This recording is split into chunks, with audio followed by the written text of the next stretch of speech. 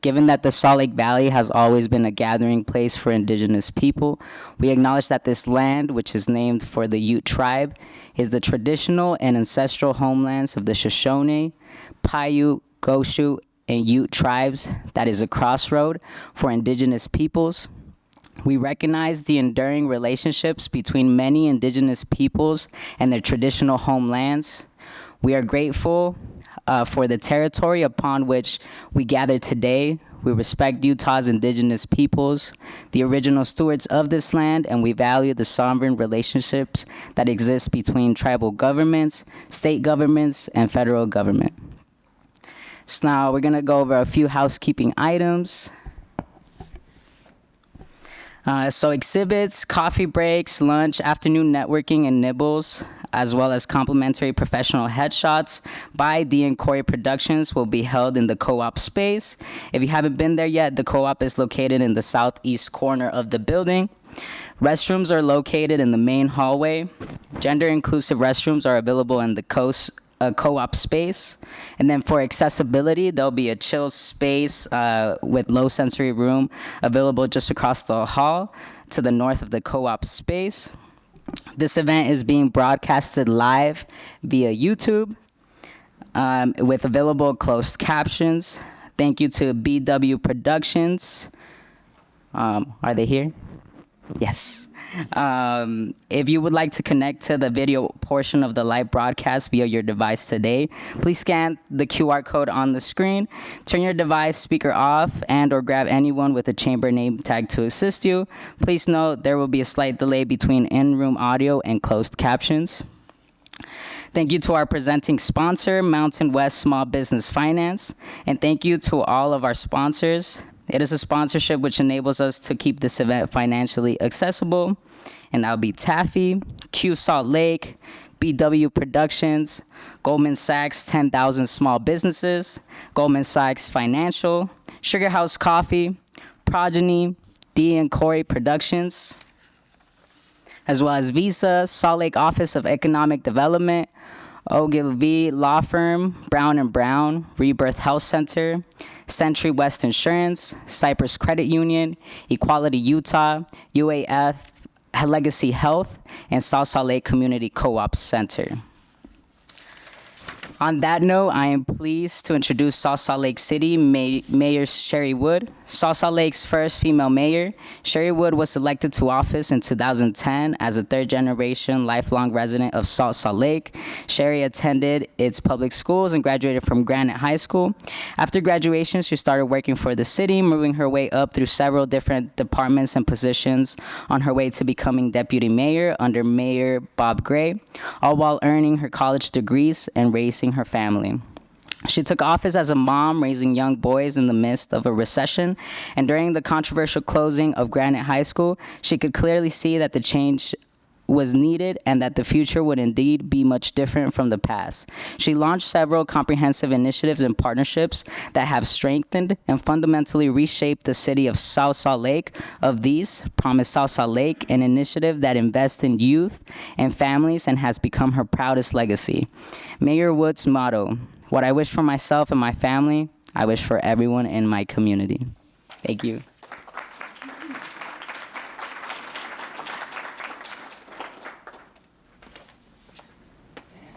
I'm so honored to be here with you today, and even more honored to host such an amazing organization. If you don't know much about our city, I think we're the best kept secret. As a lifelong resident, I think we're a little gem in the rough of the valley. We are very diverse, and so we work very hard to be very inclusive in our community. And so having you guys, having the partnership with the LGBTQ plus Chamber of Commerce helps us fill that role and be true to the work that we're trying to accomplish in our community. You heard a little bit about our Promise program. When we started it, it was first and foremost about the kids. But as we started growing it throughout the 14 years that I've been mayor, we understand that there are many voiceless and vulnerable individuals in our community. And it is it is my responsibility in this role to be the voice for those individuals. And so we made 3 promises to our community that we take very serious. One is that every child goes to college and graduates. And when we say college, we mean anything post high school, anything trade school, barber school, 4-year college, 2-year certificate, whatever is going to help that individual be successful in the rest of their career and life in our community. The second is that everybody has a safe, clean home and neighborhood. We feel like we can't accomplish promise number 1 if people don't feel safe and feel a part of a community. And so we work really hard to build community here. In fact, I think our new tagline, the water tower down there that you see by the freeway, we've often talked about, like, if we had one message to put on it, what would it be? And some of the things that we've come up with was like South Salt Lake, yes, we are a city. Because I can't tell you how many times I go places and I'm the mayor of South Salt Lake, that's a city? I was like, yes. It's the best city. But I think we've added on to there because we are so unique and we don't ever want to lose the grit that we have and the uniqueness that we have in our community, that we want to paint it saying, South Salt Lake, yes, we are a city and you want to live here or you wish you lived here. So if you don't know much about our community, we have many ways to engage and we'd love to have individuals come see more about our community. The third and final promise that we've made is that everybody has the opportunity to be healthy and prosper. And so a lot of the initiatives that we work on as a municipal government, it's really unique, different work. I think it's some of the work that you would see in nonprofits, but we feel like our youngest residents are so valuable and we need to catch them and engage them young and support them as they travel their day through South Salt Lake. So honored to have you guys here with us in our community. Hope that you have a good event today, and just thanks for your support and being here.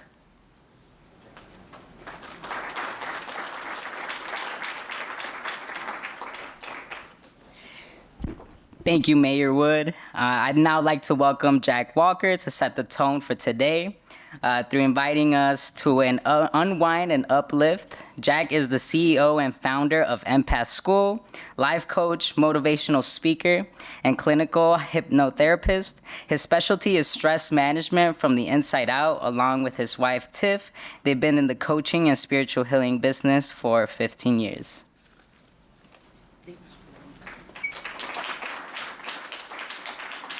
Thank you. Thank you for that. I'm very, very grateful to be here and connect with all of you.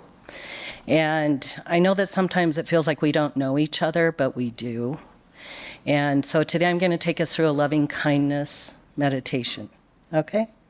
And it'll just allow us to connect more deeply to ourselves and to one another. I do believe that love is the most powerful and only thing that exists. The rest is a bunch of bullshit, quite frankly, right? So, thank you, right? Okay, so now I invite you to close your eyes if you're comfortable doing that. If you're not, you can leave them open and just visualize in your mind. And let's just take a nice deep breath in through your nose, and then pull a little more air in right there at the top. Hold it, and a long exhale. Just let it come out through your mouth. Just let all your stress push out, all the trying to rush around and get here, just breathe it out. And then when you're ready, let's take another breath in. And a little more right at the top. Hold it and just let it go. Good. And then let's do that one more time. You're here, you're grounded. Good. And let the air go.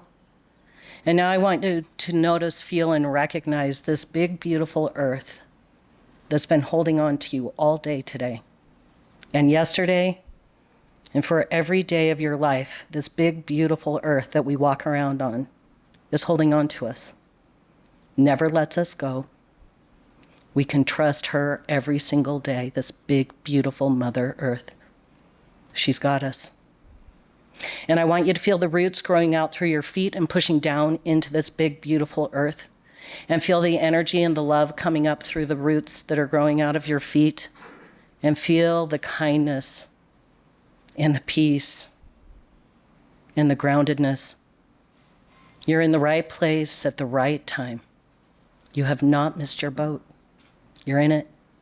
Doesn't matter how old, it doesn't matter who we are, doesn't matter where we go, where we come from, where we're going. It's all done for us. We're in our boat. You cannot miss it.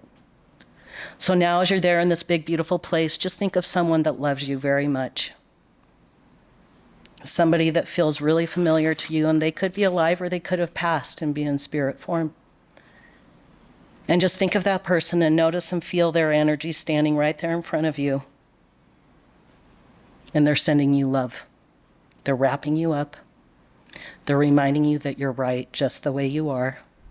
And they love you. And feel their love and feel their love moving into your heart, and open up your heart to receive all of that gorgeous love. And that person that's standing in front of you is sending you wishes for your peace and your joy and your happy life. And you can feel the love. Now imagine that you're surrounded on all sides by people that love you. They could be living, they could be in spirit, but they love you. They're with you. They see you. And feel their love, open up and feel their warm wishes coming towards you and into your heart. Just receive it in the deepest way.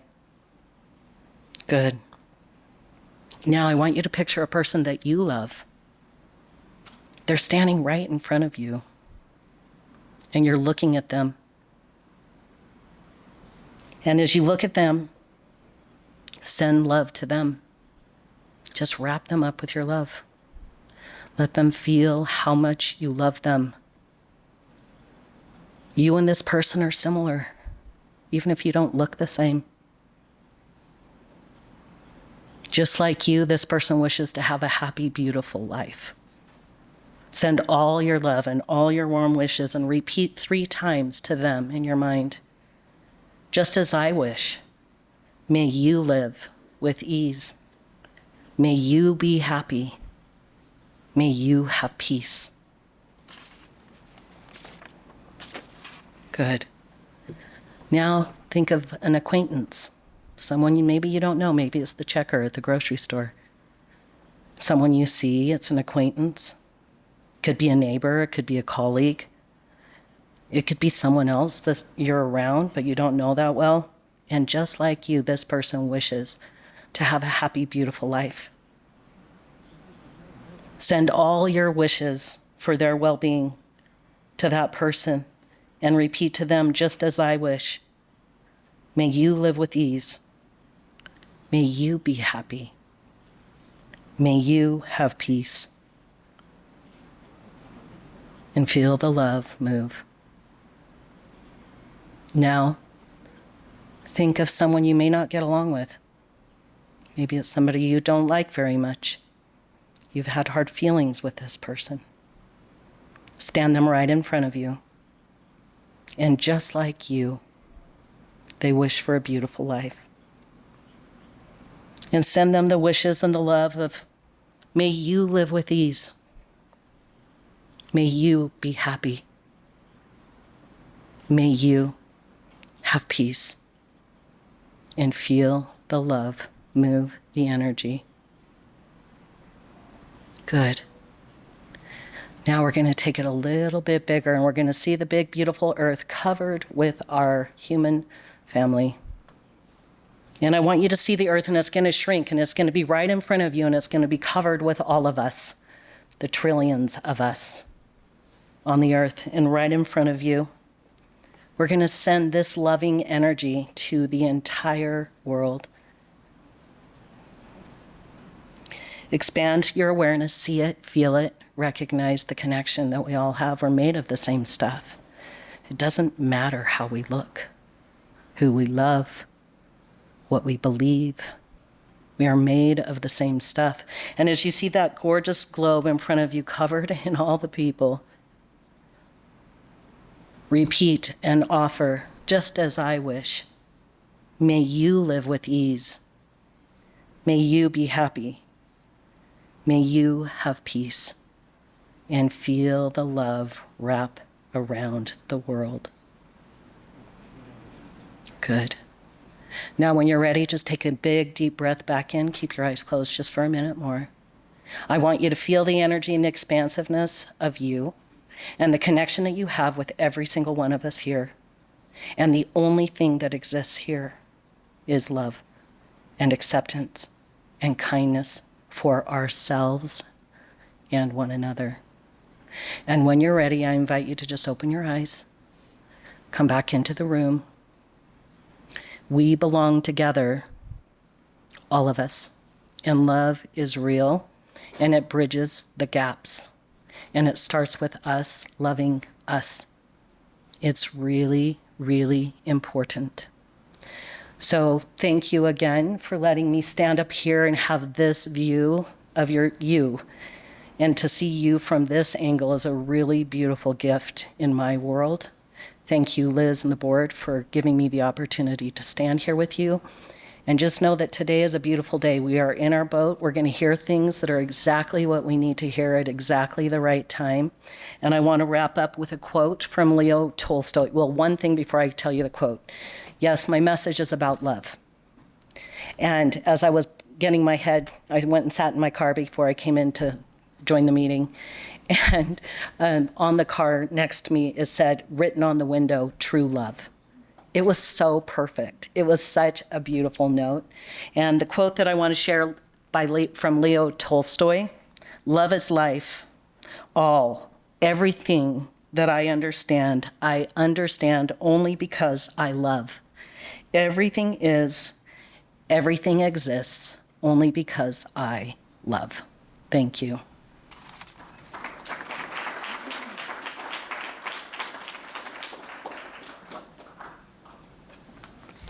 Thank you, Jack. That was so lovely. Next up, I'd like to introduce Sonia Droget. Sonia is an entrepreneurial marketing and commercialization executive with 20 plus years of driving award-winning clinical marketing strategies for Fortune 500 and international organizations in the genetic testing, biotechnology, and pharmaceutical industries. She is also the proud founder and owner of Pups, her first business venture focused on elevating the experience of grooming, training, and daycare for dogs and their humans. As a corporate executive and a female business owner, Sonia actively supports diversity and career development for women, minorities, and those in the LGBTQ plus community.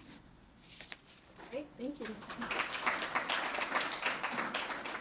Okay, so got to get all my stuff here set up. That was amazing, Jake. And I think anytime I speak now, you have to come first and open it up for me, because that is a wonderful way to relax. And I think my big takeaway from today is going to be you haven't missed your boat, you're in it. That's absolutely lovely. So thank you. So, changing gears quite a bit from that, we're going to talk about robots, which in a lot of ways is the opposite of when we think about love. So we think about very cold mechanical world, but we're going to dip in a little bit into AI and marketing in the small business. So this is an area that is getting a lot of attention right now. How many of you have heard about ChatGPT and all the things it's doing? Great. How many of you, so most of you are small business owners, how many of you have dipped your toe in to AI for marketing? A lot of you, that's fantastic.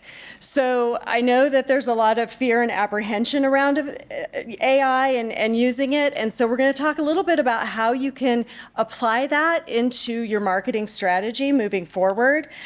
So I think we'll go ahead and get started. So as a small business owner, and I know this from firsthand experience, and I'm used to walking around, so if you can't hear me in the back, will you just give me a signal if I walk away? I'm also a soccer mom, so I can yell if I need to. And I can yell loud. I've been kicked off the field just twice, but still. So as a small business owner, I know from firsthand experience, you have a lot going on in your heads. You've got customers, you've got employees, vendors, they're all needing something from you at any given point during the day. And so there's a lot that you need to be aware of and that's going on, but you also need to make time for marketing, which is the funnel that brings you revenue. So while you're thinking about doing this, you've also got a lean budget, you need a good ROI, and you also need to do it with as little time as possible. How many of you feel that way about marketing right now in your business? Yeah. It's a full-time job. So while you're looking at your critical business operations, you're trying to figure out how to make all of this fit. And frankly, in the small business world, you have a lot of people who are going to give you advice on what to do with your marketing dollars. Have any of you received a call from the sales guy at Yelp? Good Lord, I've hung up on him twice. So they're really aggressive. So there's a lot of places where you can spend your money. And so you really have to understand why you're doing what you're doing and how you're going to get your best shot on goal for any marketing that you engage with. So I think it's really important that you take a step back before you engage in any deep marketing spend, and actually any marketing at all, whether it's free or expensive, and ask the same questions a journalist would ask. So it's the who, what, why, when, and where. So you want to know who your target demographic is. Who are your customers? Who are you going after? Where do they live? Like, where do they spend their time? Are they on TikTok? Are they on Facebook? Are they on Instagram? Maybe they're not on any of those, and you have to kind of scrap that whole social media part. There's not very many demographics like that nowadays, but there might be a few. So which apps are they on? And do I start now, or do I wait until I have like $500 or $1,000 to spend? And lastly, what are my goals? What are my goals for engaging in a marketing campaign? So when I'm asked questions about marketing, I have two responses that I usually give 90% of the time. So similar to the Backstreet Boys and 4-year-olds, I usually ask why. Why are you doing this? Tell me why this is important to you. And then the other one is it depends, and we're going to talk about that one later. I'm also a big fan of Venn diagrams. So when you're talking about marketing, there are a lot of reasons to engage in either social media or a marketing campaign of any kind. You want brand awareness, you want to connect to your customers, you want to gain new clients, obviously, and you also want to tap into customer loyalty. But ultimately, all of these are in an effort to increase revenue. So you do need to think about, so really ultimately that's your answer to your why, but answering some of those sub-questions is important too. So let's talk about marketing channels. There are a lot of different ways you can spend your money. You can do organic social media, paid social media, SEO and website content, paid Google and Yelp ads. There's other channels like events like this, print, direct mail, referral partnerships, lots of different ways that you can get your name out there. So all of these are great options, but all of these are going to take time and or money to execute. So when we're talking about marketing channels and the execution, and then we're going to get into AI, I promise. This is just a little crash course on some of the basics of marketing. We want to talk about brand content, but you've set your audience, you've set your goals, you know who you're going after, you know why. So then the next section of that is, finding out where they are. But let's talk about your brand. So how many of you feel like you have an established brand? You know exactly what you're trying to get out there. So after you've set these goals and your target and your channels, you need to start putting that to work. You have products and services, but when we talk about brand, it's more than just your product or service. Your brand is your promise to your customers, your employees, your community. It speaks to the mission and vision that you set out when you started your business. It speaks to the quality, your pricing, your delivery, how you deliver your product to your customers. And it also includes your tone and your voice. And because of that tone and voice, as founders or CEOs or owners of a business, you tend to want to keep your voice in the game, right? It's your baby, it's your mission. And so by doing that, it kind of sets you up for failure Because, and I'm only saying this because you want to be the one that's doing all the marketing. You want your tone and your voice and your brand to come through all of that marketing. And that's really hard because that's a full-time job. And we just talked about all the other things that you need to be doing and the critical business operations that you're going to be spending your time on. So what are ways you can filter that brand and voice? You know, you hire people that will exemplify those same missions and visions and voice, but it really means creating engaging content that captures your customers and also captures what you want to emote out into the world. So that's the tricky part, and that's where the AI is going to come in. So, and then you get to the point where you can start measuring your strategy. So the robots. Let's talk about the robots. So when we talk about, so I just use robots as AI because to me, AI, computers, robots, they're all kind of the same thing. But how many of you, when you think about robots, automatically think about this? Not so much this guy, right? So sci-fi has created this fear in us, and you know, we come by it honestly, that whether it's conscious or unconscious, when we think of robots and computers learning and teaching each other and learning from each other, it's really scary, right? We don't know what the capabilities, like what's the end boundary of that? Is there even an end boundary to that? And then we go all Terminator and it gets off the rails. So I feel you. But we can learn how to embrace some of these technologies right now to our benefit and as a benefit as a business owner, and really understand the limitations of the technology just like we did with our computers and our phones when those first came out.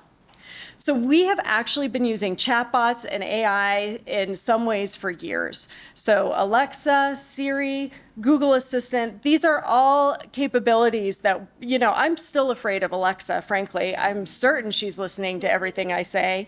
And I'm not going to say the other word because I don't want your phones to all go crazy and have them asking me questions when I talk about Siri. You know, many of you have had the same frustrations as I have, though, when you're using voice to text and you get really angry and you start swearing at Siri because you said to text Tom and she keeps asking to text Todd and which one and which number, and you're like, that's not it at all. When you're texting someone using voice to text, I am certain I have never used the word ducking in a sentence ever, and that always auto-fills. It fills every single time. So, but there is some good news. These applications are starting to get smarter, and that's where we talk about AI. So what is AI exactly?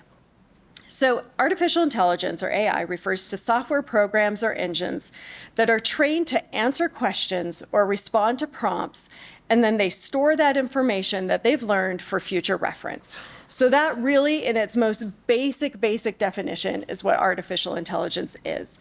It's being used across the board. In the biotech industry, this was being used as early as probably 5 years ago, taking all of the girth of knowledge that we got from the Genome Project, tearing apart that data and combing it for things like, cancer markers, things that can actually expedite our development of life-saving treatments. So it's phenomenal. I mean, the robots are actually doing some really amazing things for us and could someday save you or a loved one.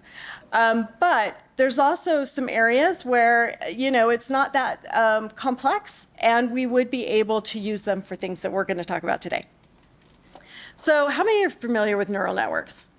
We're not going to take a deep dive into like neurocognition because that would take a whole, 10 years.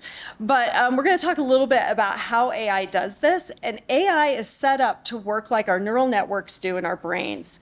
So just like when we were little kids and we saw this beautiful glowing thing on the stove and we thought it would be a really cool idea to touch it because it looked so fancy and neat, and it hurt. And we said, ouch, and we screamed, and we probably burned ourselves a little bit.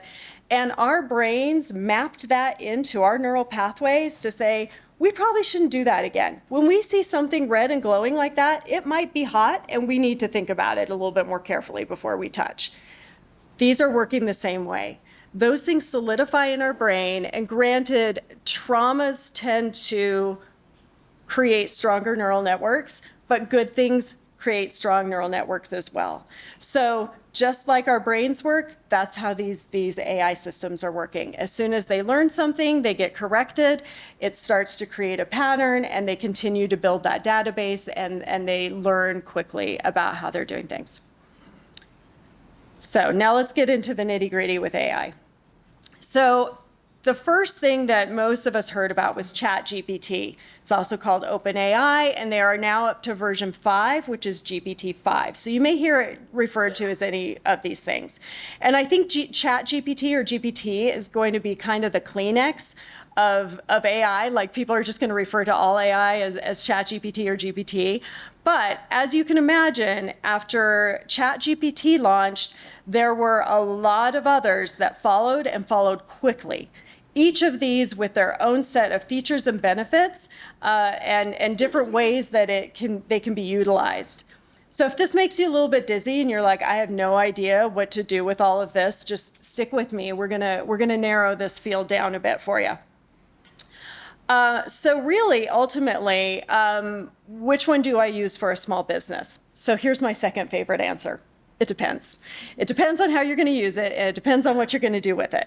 So I have found, I jumped into ChatGPT. I didn't find it as user-friendly for my level of engagement, but Claude 2.0 is fast becoming a favorite and is being hailed as one that gets as close to ChatGPT in its creativity, its common sense reasoning, and its accuracy. So I have the most experience with Claude and with Jasper, but Perplexity is another one. So out of all of those names that I just showed you, these are kind of the three that if you're going to be using it for marketing capabilities, you can narrow it down to one of these. And I highly recommend, I'm going to show you some screenshots here in a minute, but I do recommend that you go into their free offering and play around, see which one you like the best, see which one is most intuitive to you, and that'll help a lot before you dump any money into it. You can do a lot for free before you buy a subscription to something. So how do I get started? So one of the ways to get started on this adventure is to look at what you're repeatedly doing and think, okay, how do I automate this? So how many of you are engaged in social media? It's probably everybody, right? Either as a viewer and or a small business. It's one of those things that is kind of like your ticket to play, right? Like, you have to be there. It's just one of those things. So we can use it for social media content because that is a beast that cannot be satiated. Once you start posting, it's like you can never, ever stop. It's the running man. It's all the things. So social media content. Blogs. Do you blog and do you post it on your website for SEO? That's a great way to keep content changing on your website and a great way to get your place up in the Google searches and SEO searches. Are you creating new content for a new page on your website? Maybe you're doing a full brand refresh or you just want to update the data. This is another way you can use AI. And topics or scripts for podcasts. If any of you are involved in doing podcasts, after you do several of these, like whether it be a blog or a podcast, it can be easy to run out of ideas or start to wonder, like, what should I talk about next? What is my audience interested in hearing? How do I engage with them on a meaningful level? I know what's important to me. Is it important to you? How many of you care about dog safety in cars? I don't know. Those are actually questions you can also ask AI. Here is my target audience. What is most interesting to them? So we'll talk about market research too here in a second. So you can ask AI to help you with any of these things. And frankly, I think, any of those areas are a beautiful way to start dipping in and getting started. So let's start putting that into action. So speaking of cars and dog safety, so let's pretend that we want to do a social media campaign and we're going to, we want about 5 to 10 posts that are going to be about dog safety in cars. So this is a screenshot from, does this show up here? Oh, sweet. So this is a screenshot from Jasper. And you can see here I've got my pups eco-friendly, my social and web. Here's one of the coolest things about Jasper that I love. And some of the other applications have this as well. But you can create a brand voice for your business I guess my subscription allows me 3.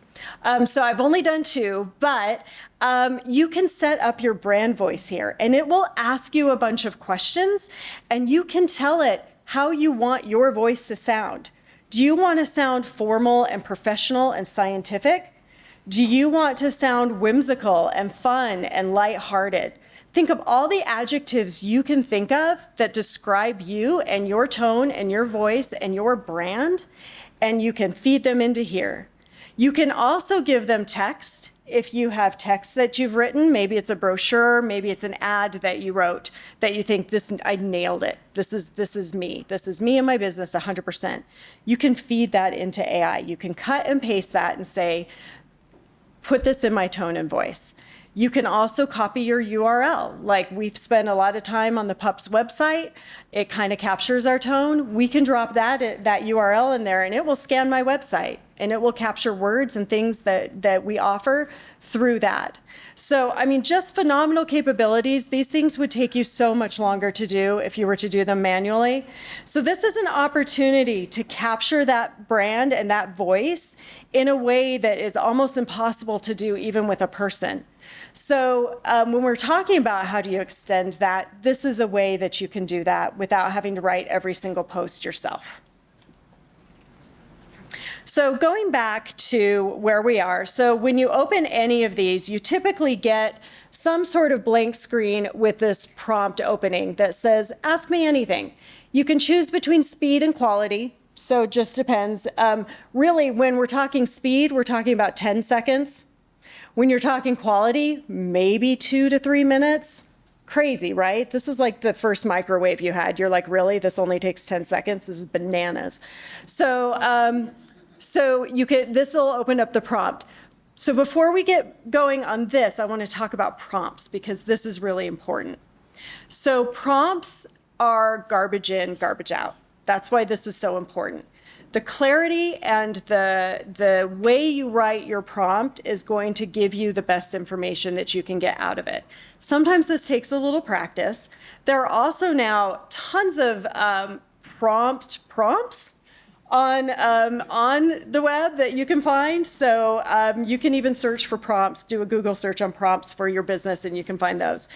But to write them specifically for you, here are the things you want to focus on. You want to focus on clarity. Be very clear on what you need. I need 5 social media posts about dogs and car safety. Be very specific. Give very clear and detailed instructions. Have any of y'all done that exercise where you write the instructions down on how to make a peanut butter jelly sandwich and then somebody has to do it, but they can only follow your instructions? It's funny how much we assume the other person knows that the bread is in the cabinet, that the knife needs to be cleaned in between the peanut butter and the jelly, or it gets, all of those things. So think about that type of example. You want to be very clear and specific as to what you want. You want to give it context. You want to provide some background or the situation that you want to capture for the task. So this is a blog post. This is a one-time thing. This is a repeated campaign. Think of things that will give it a little bit of context. And then the formatting. Obviously, are you writing an ad? Are you writing a social media post? Are you writing a blog? Do you want to write an outline for your next podcast? That can be a prompt as well. You can also have it write a marketing plan for you. Now, there's going to be some caveats here, but you can ask it for any types of formatting you want. You want to use very simple and concise language. This is not the time to wax poetic or get really flowery with your language. You want to keep it very simple. And you can give it examples and ideas. Again, just like you can cut and paste text and URLs for your voice and tone, you can also provide it examples within text or URLs, and it will look at those as well. And then you want to be error-free. So try to make sure there's no spelling or grammatical errors. Just because it is a robot, it's going to take all of that information literally. Personally, I use Grammarly, and I just have it locked in. It's on my computer 24/7. It reads everything I write, which I guess is also scary. But, you know, it reads everything and corrects me because, you know, we're going fast. You're typing really quickly. You want to make sure that you're using the right type of spelling and grammar, Oxford commas and all that. So going back to Jasper. Okay, so I've put in a prompt here that says, as a content creator, so you can even tell it who to pretend to be. As a content creator, as a podcast author, what podcast host, thank you. I clearly don't podcast, so thank you. A podcast host, you can tell it who to act like and write 5 social media posts about keeping dogs safe when riding in cars. It's very simple, it's to the point, that's all I need. So I hit go and I went for speed and I got 5 posts. Now our voice tends to be a little bit more casual with pups. I'm not sure about all the emojis, but yeah, so I'll have to think about that. We might have to have a discussion, me and Jasper. But it also gives you some hashtag ideas. You know, I have some that we put on every single post, but it's kind of nice to see what types of things AI thinks might be handy. So that's the output. And so that is now something you can just cut and paste, and it makes it so easy, and we're going to talk about that too. When you compare it to Claude 2.0, so Claude's a little bit more formal.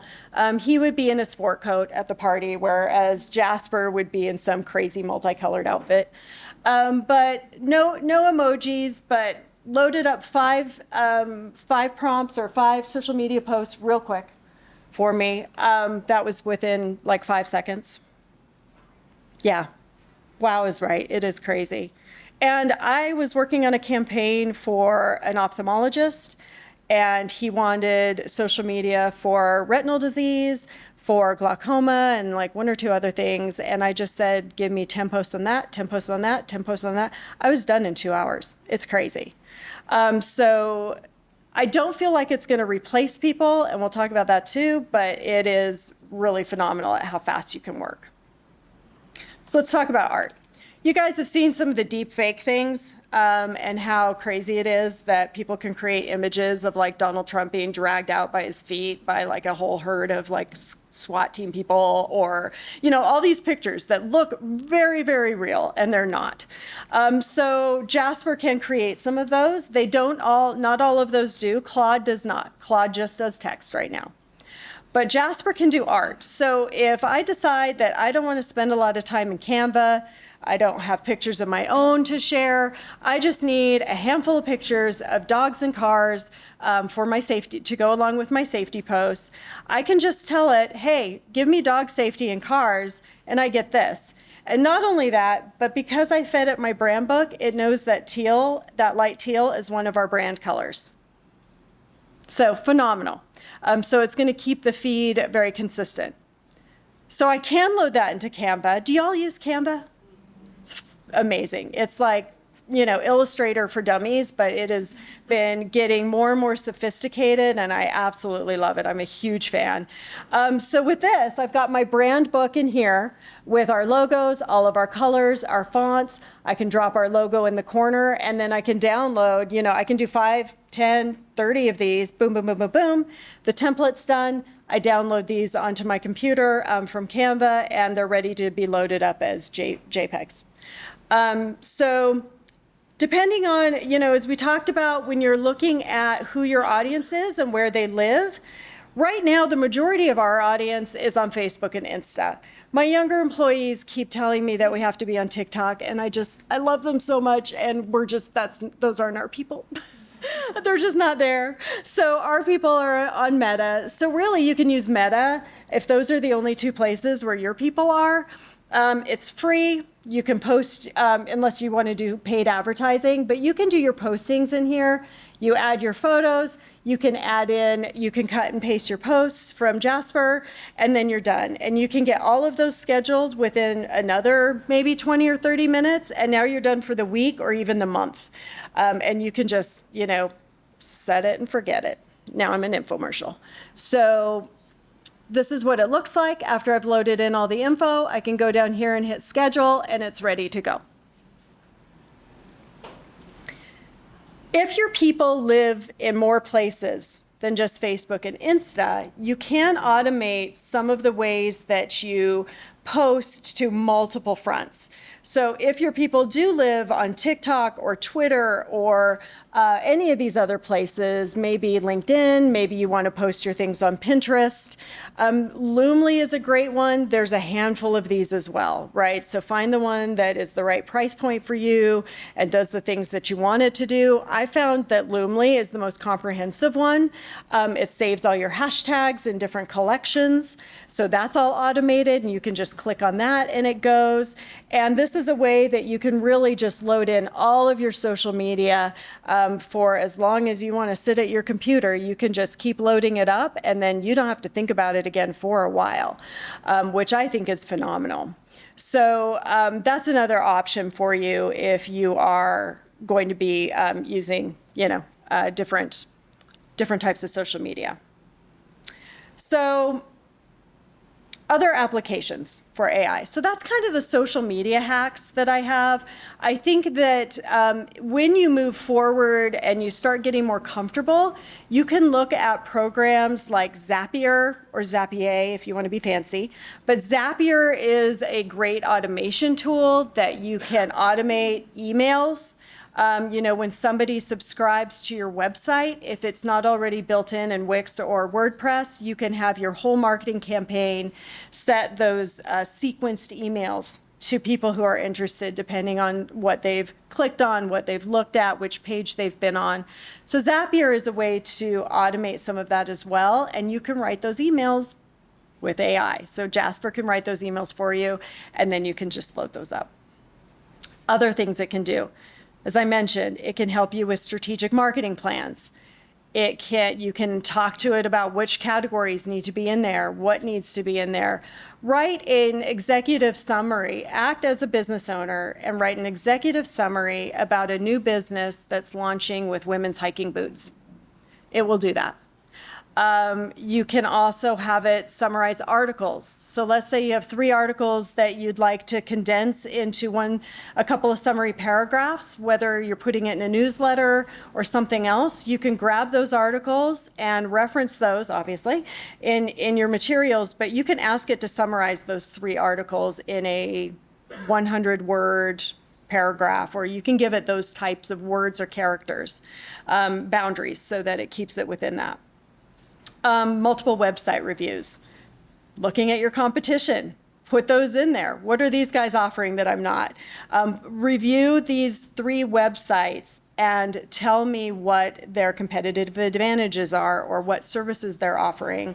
What are their differences? Compare it to this website and put in your own. So there are things that you can do. It's kind of like programming for dummies in a lot of ways, because these things you would have to code an entire program to do some of these specific tasks. And then market research. What's going to be engaging for my audience? So what do coffee drinkers in Sugar House want to hear about? What do Mary Kay Cosmetics customers want to hear about? Real estate, what do they want to hear about right now? What's going on? So those are things that you can ask AI, and so think of it as a search engine on steroids. Act as a small business owner and tell me what is the most engaging topics right now on the internet. So tell it to go there on the internet for this specific market. And on that note, I will say not all of those AI programs are capable of searching the internet. So you want to make sure that it can, because that gives you the most capability.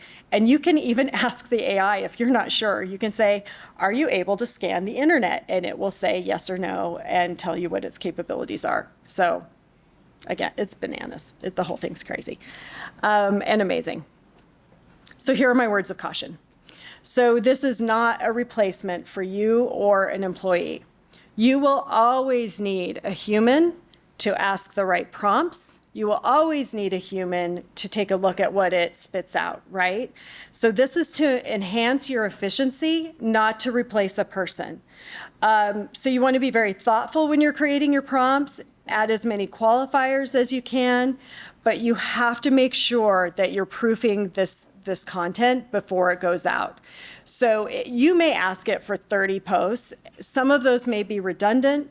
Some of them just may be off and missed the mark on your voice, on the brand, on what you're trying to accomplish.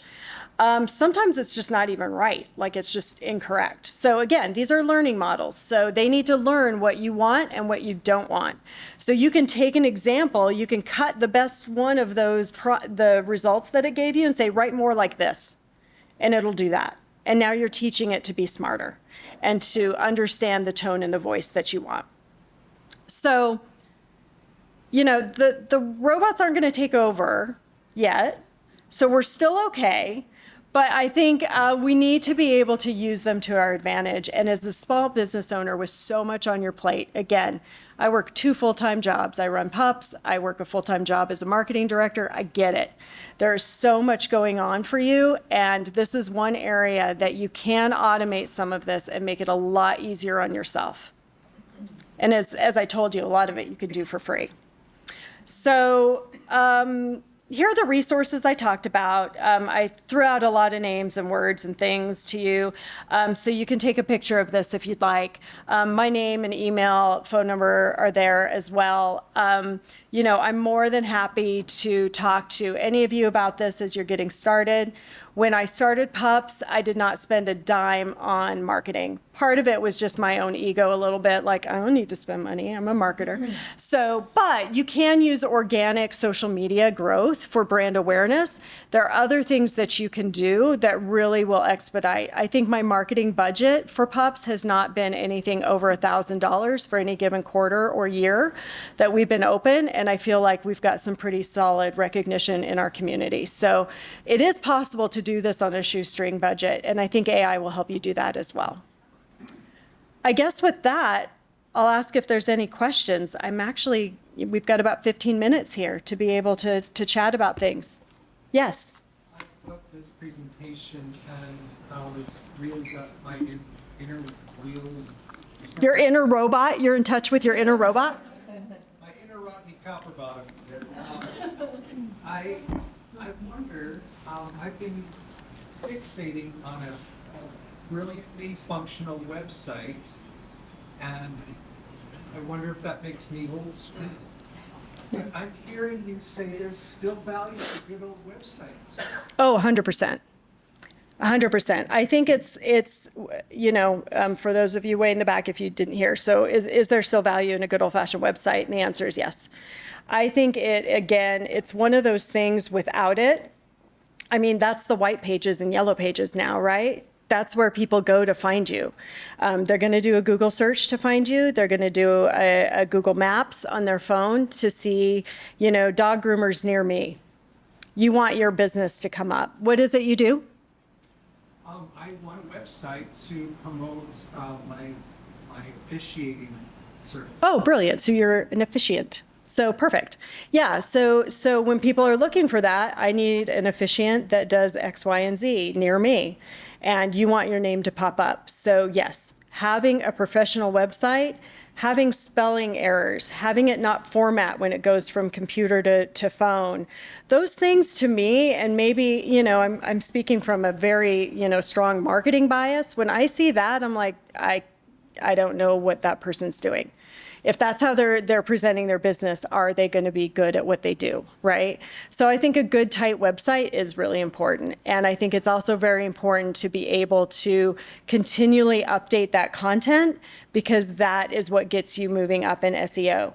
Updated content and video. Those are the, you know, video clips. If you're posting your blog into your website, you know, on the little sidebar or somewhere, you know, those things, that activity shows the internet that you're busy and you're doing stuff, and it wants to move you up in the search ranks. So yes, continue doing that. Other questions? In the back, yeah. With AI, since it's aggregating much information off the internet. What's the danger that you see, or have you found the danger in it pulling incorrect information or bad actors manipulating information that can then be spit out through AI? Yeah, so bad actors, deep fakes, all of the things that AI is capable of doing, and absolutely. Just like there are hackers sending you weird emails that your PayPal account's been hacked and then you click on the button and it takes you down a rabbit hole, they're going to do the same with AI, unfortunately. And that's why I think it still takes a human. You still have to be able to read through that and be able to say, wait a minute, something's not quite right here. So it won't entirely, I don't think it's there yet. I think it's still in its infant stages, which means maybe the hacked bad actor people haven't really spent a lot of time on it. But, I think just like you could teach it, you could put bad information in, I think you can also put good information to correct it.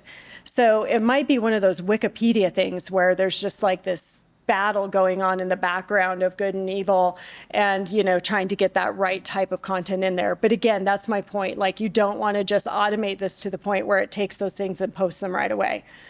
Because you may be posting stuff that you see on next Thursday and you're like, no, and you delete. So, you want to still be watching for it. But yeah, absolutely. You have to use your common sense. Hopefully, what we'll see is that the people that are running these companies like Claude, like Jasper, are watching for that as well. Just like with Facebook and some of the, weird campaigns that have happened around political campaigns and things like that. How do we make sure that that doesn't happen in AI? And hopefully, that'll be probably the next level of discussion we have. But watch for it for sure. Other questions? Me again. When I hear the phrase engaging content, social media has warped and distorted what I, as a start, a beginner, a novice, can think of as arriving at engaging content.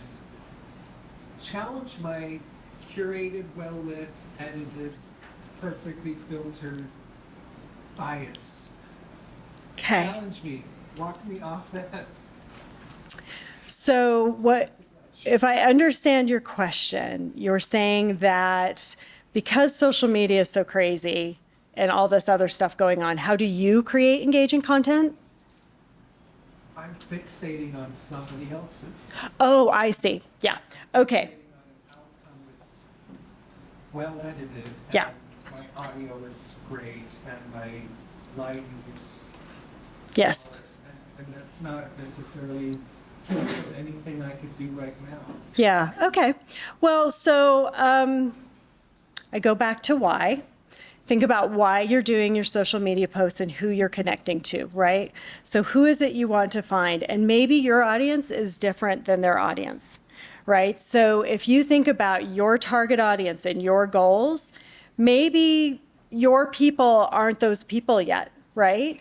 Maybe those officiants spend, charge a heck of a lot more money than you would. You have a different brand, a different gift, a different product that you're delivering. So yes, try not to get too fixated. You want to know thy enemy. It's important to know your competition. It's important to see what they're doing, but also don't forget yourself in that. Don't forget what you are bringing that's different and how you're differentiating yourself in the market. So with pups, there's a million dog groomers out there. And we opened during COVID when it was like a dog boom, right? Everybody was adopting dogs. There wasn't one in the shelter to be found, which was amazing. I wish we could get back there. But, there are a lot out there. So my task was to sit down and think, what's going to make us different? What's going to make people choose us over Petco or PetSmart that have an unlimited marketing budget, right? So those are some of the things you have to think about when you're thinking about your brand and what it is you're delivering. And so that who, what, when, where, and why, answer those questions for yourself in that business, because that will direct, and then kind of ignore what they're doing. Make your own space. Find your blue space, right? It's like, when you look at positioning, like everybody's all over, you want to find your space where no one can touch you. So What are those two attributes for you? Like, is it cost and connection? Is it friendliness? And, what are the things that you think that you can win every day of the week against anybody else that's out there? So really, using AI to review your competitors is another great tool. Like, review this website and tell me what their strengths are, or tell me what their weaknesses are. Yeah, so a lot of it's just basic marketing tenets that you put into AI. And we could do a whole 3 hours on that, or 3 days if you wanted to. So, I'm absolutely happy to answer any questions via email if you have them. Kind of just go back to the basics and then use AI to do the things that would take you a long time. I think market research is phenomenal because I'm a huge advocate of market research, and to be able to use this tool quickly and find things is fantastic. It really makes it a lot faster for me. In the back. I have a question. I'm very new to all of this, but if you're using it to create content, is that content considered yours? Like if I wrote it from my heart. Yes. Yes. Yeah, so copyright and content that's created by AI. So the question is, once you use AI to build your content, is that yours? That is the $3 billion question, I think, right now. So once you put that content on your website, it's part of your website. Now, if you truly want it to be yours, let's say you're looking for a tagline, brand new business, you're just getting started. What is it you do? Life coaching? Okay. So, you want a tagline for your life coaching business. So you ask AI, give me, act as a small business owner and give me 10 taglines for a life coaching business that focuses on X, Y, and Z. It gives you those 5. You decide that one of them's phenomenal. That's what you're going to use. You're going to put it on every single brochure, your website, all the places. Get it trademarked, get it copyrighted. So, then it is absolutely yours, because that law still stands firm. Whereas if you're just writing a paragraph and dropping it in, somebody could easily plagiarize that. Just ask any student right now who's trying to hack their papers, right? I have an 18-year-old son that just started high school or college, and we've been talking a lot about using AI and not using AI.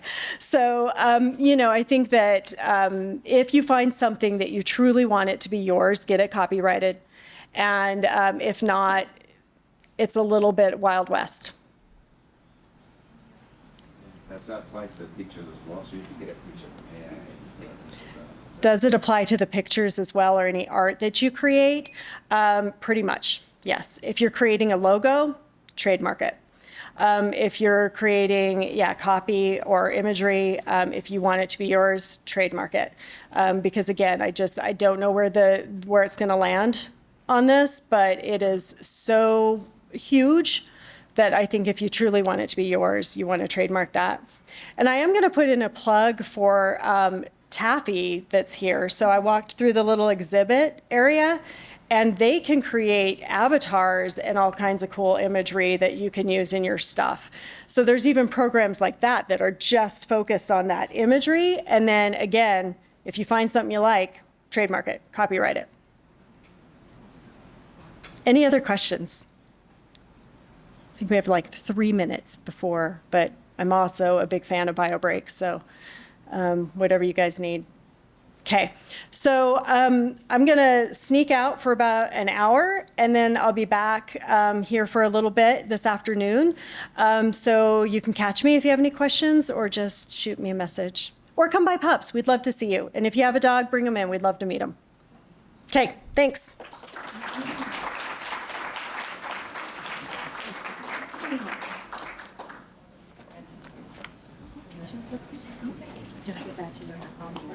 Or I can set it on the back table. I could go ahead.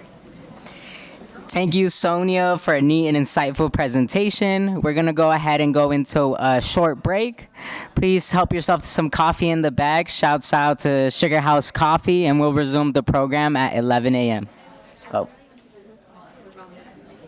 Business plan of your business mindset.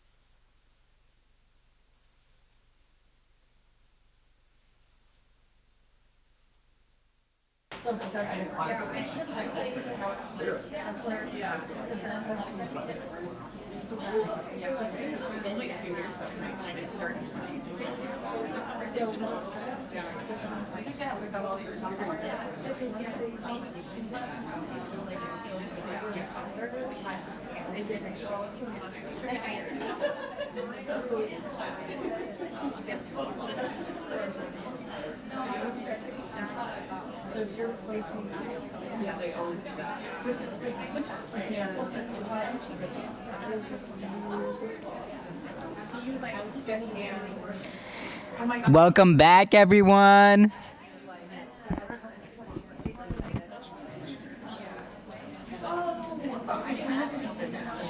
Hello.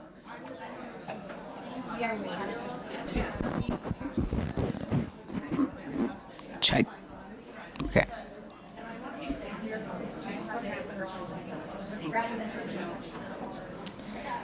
Welcome back. Welcome back.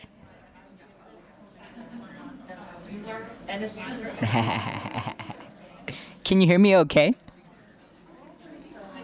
I don't know. Okay. Okay.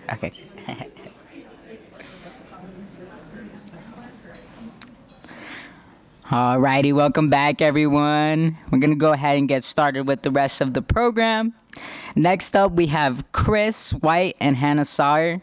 Spanning over 12 years, Chris White has worked with both large and small businesses all along the Wasatch Front to assist in bringing clarity to their vision and propel it into fruition. In his capacity as Director of Talent Acquisition, Chris has partnered business owners, hiring managers, and talented career seekers to build workforces that will sustain their growth through every conceivable marketplace. Originally from Utah, Chris is a devoted husband and doting father of 2 adorable children. Their family is completed by their 2 dogs and all the controlled chaos that comes with a happy, loving home. New to the human resources field with a background in public relations, Hannah Sauer has been with BBSI for the last 10 months, learning the ropes from professionals who have spent decades in the industry. She works as a recruitment specialist and every day hopes to help eliminate biases in hiring and find the right position for whoever is on the hunt for their perfect fit. Thank you.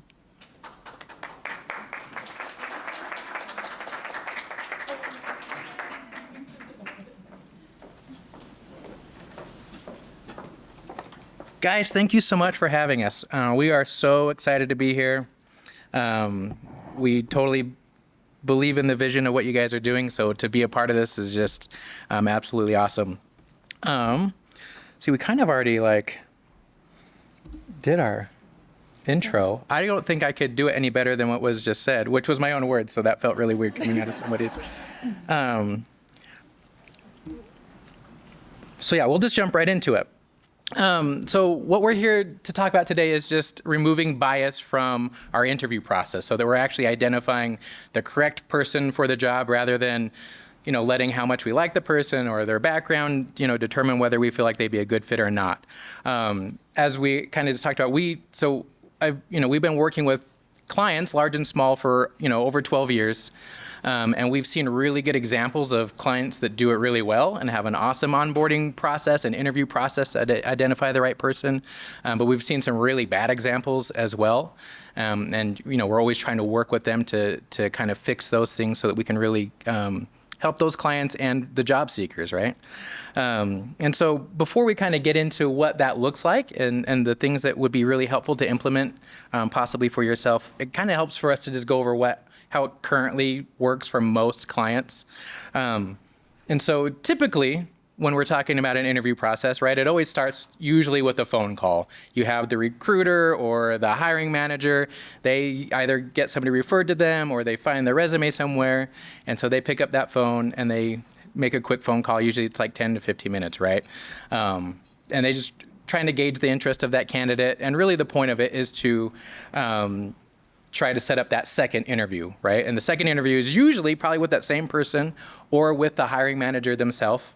But, we've all been there. Is there anybody who has gotten a job without going through like an interview process that would be somewhat traditional? What was yours like? Most of it is just, they already knew me, so they just hired me. Yeah, that's a perfect example. Yeah, and we see that, right? Like if you're already like in the bubble and they know you personally, then yeah, you get to skip the steps. But if you're a stranger and they don't know you in advance, right? It's just a standard set of questions, right? Like you sit down with them and it's just a question and answer session. And we've all been there. You're as the candidate, you're nervous, your anxiety is spiking, right? And studies show, right? And I don't think we even need studies. We know that our performance in an interview is going to decline the more nervous and the more anxious that we get, right? And then if you can get past that gatekeeper, then you finally get to meet the person who would probably be your direct supervisor. This is the person who probably knows the job the best. Hopefully they have the best questions, right? This is probably the most key member of the hiring process that you would meet. But again, most of the time, it is just another set of questions and answers. So again, you're getting ready for that interview, anxiety, nervousness, cold sweats, all that good stuff. And then after that, you have to meet with the department head. Depending on the size of that client, it might be the owner to kind of just make that final decision on what's going to happen in your future if you're the job seeker or, if you're that direct supervisor and you really want the person, this is the person who's going to kind of make that final decision. But you can imagine, just as a regular person having gone through that process and how awful that can be a lot of times. But then you add in somebody who maybe has a difficulty in communication. And if communication is the only thing happening, that person's at a severe disadvantage, regardless of their skill set. And then, then if you're coming from somebody who belongs to a marginalized part of our community, and they know everywhere they go, they're already being judged. And then you're going to a situation where literally that's the point of this whole process is to judge what you're going. You can just imagine that level of anxiety even further, right? It's just exponential. And again, then your ability to perform in that environment tends to plummet even further. So just kind of thinking about that, that's kind of what we're dealing with today, and that's our challenge today, and what we kind of want to overcome.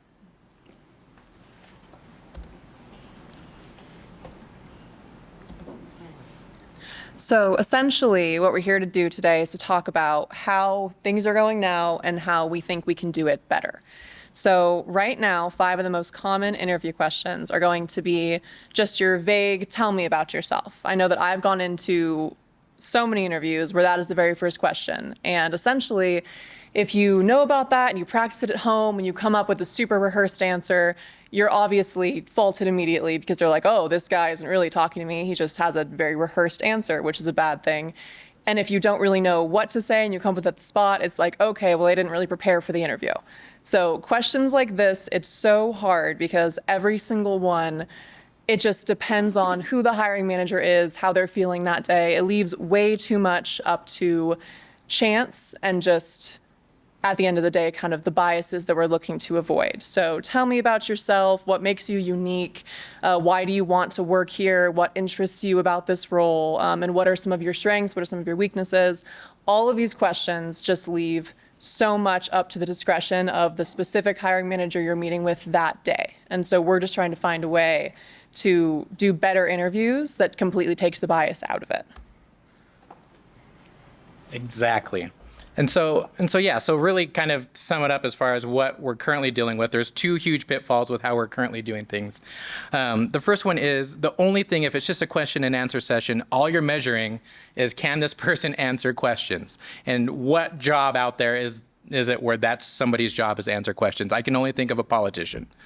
Or a head coach, or I don't know how many of us are hiring those people, but that's not going to get us to where we need to be. And it's not that questions, like the questions we had up, you can find nuggets, those are helpful, but you can come up with better questions that'll get you much more information, in that same amount of time.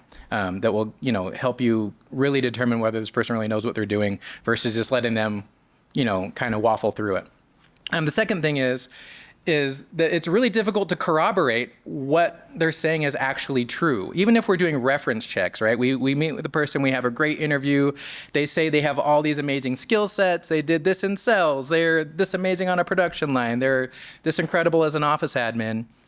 Then when we call the former employer, legally they're only able to tell you a few things: the start date, the end date, the title, their wage. Are they rehireable, right? And that's like the key one. If they say they're rehireable, you kind of hope that's good, right? If they're not rehireable, then you kind of have to determine, was that because the employer feels offended, or did the person actually do something that warranted, really truly not getting rehired? And so again, we're kind of just left to, you go through that whole 4-step process, and really at the end, what are you left with? You're not really walking away with anything tangible that's going to tell you whether this person is actually good for the job. And so what tends to happen now is we're just hiring the most likable person. Now it's just a popularity contest, and we're just missing out on a bunch of incredible candidates that are out there. So we are here advocating for skill-based hiring, and we'll kind of explain more in depth what that looks like in your typical situation in a moment. But for now, a great example of this is that who is currently using skills-based hiring, and that's any specialized industry. And a good example of that is going to be actually the NFL. Because if you think about it, no one is sitting down with a football player and asking them, do you know how to play football? It's a super long process. They're having them go through practice camps and press interviews and like all kinds of things to try and actually witness, do they have the skills to do this very in high demand job, this very public job, and they actually watch them do each part of the position before they hire them on. And so we're not saying, it's quite as high stakes as an NFL player, but there are ways to kind of scale that down to where you can be using the same methods that they do to hire the right employee. Exactly. So just to kind of surmise, so the skills-based hiring method, I'm just going to read it verbatim because I can't say it better than it's written here, but it's intended to remove social bias to better identify talent by placing a higher focus on a candidate's ability to successfully accomplish positional roles, responsibilities, and tasks through strategic questions and practical tests. So it's just those two components: better questions and then some practical, very cheap, affordable tests that are going to help determine, or corroborate what they're saying is actually true.